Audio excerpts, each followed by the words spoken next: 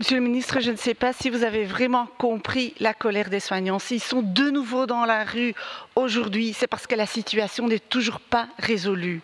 Et vous dites d'un côté qu'il n'y aura pas de perdants, mais en même temps, ça veut dire qu'il n'y aura pas de revalorisation pour une partie du personnel soignant. Et ça aussi, après autant de mois, ce n'est pas normal. Vous voulez vous attaquer à la pénurie, mais aujourd'hui, il y a 17 000 infirmières dont on sait qu'ils ne travaillent plus dans les hôpitaux, qui ont quitté parce qu'ils n'en pouvaient plus, mais aussi parce que le salaire ne correspond pas au travail qu'ils font. Et donc oui, pour ça, il faut faire en sorte que les salaires soient vraiment revalorisés. Et deuxièmement, le fonds blouse blanche.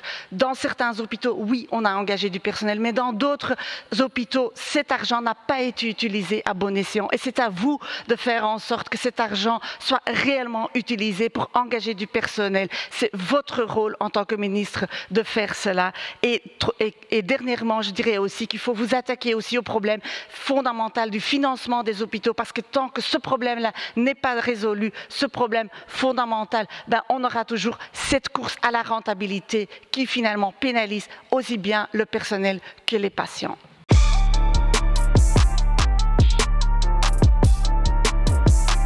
Monsieur le ministre, cette semaine et encore aujourd'hui, le personnel des hôpitaux est en action. 16 mois après le début de la pandémie, beaucoup sont épuisés, fatigués, mais déterminés à se faire entendre.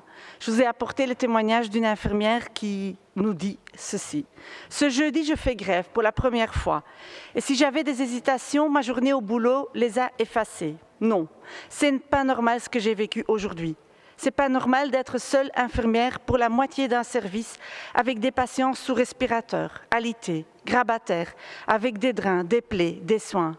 Non, c'est pas normal qu'une personne malade, angoissée, dépendante, ne nous voit que 15 minutes sur la journée, en coup de vent, et puis retourne à sa solitude, car les visites ne sont toujours pas autorisées. Non, c'est pas normal de se dire soit je fais les soins d'hygiène, soit je fais les pansements. Parce que faire les deux, ce n'est pas possible. Je me mets à la place des patients et j'ai honte du peu d'humanité, de la rapidité, des oublis, des erreurs, de l'ambiance. Nos valeurs sont la bienveillance, le respect, la synergie, l'exemplarité et l'excellence. C'est pour ça que je me bats aujourd'hui.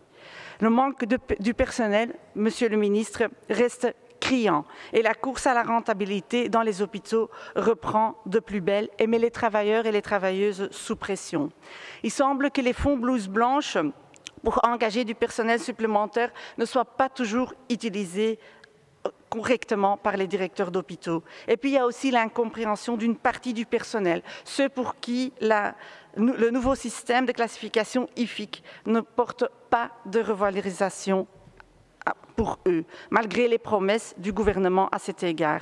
Donc ma question à vous, elle est simple. Qu'est-ce que vous allez faire pour faire en sorte que l'argent promis et donné aujourd'hui aux hôpitaux soit utilisé pour réellement alléger la charge de travail, et allez-vous faire en sorte que tout le personnel puisse bénéficier d'une revalorisation?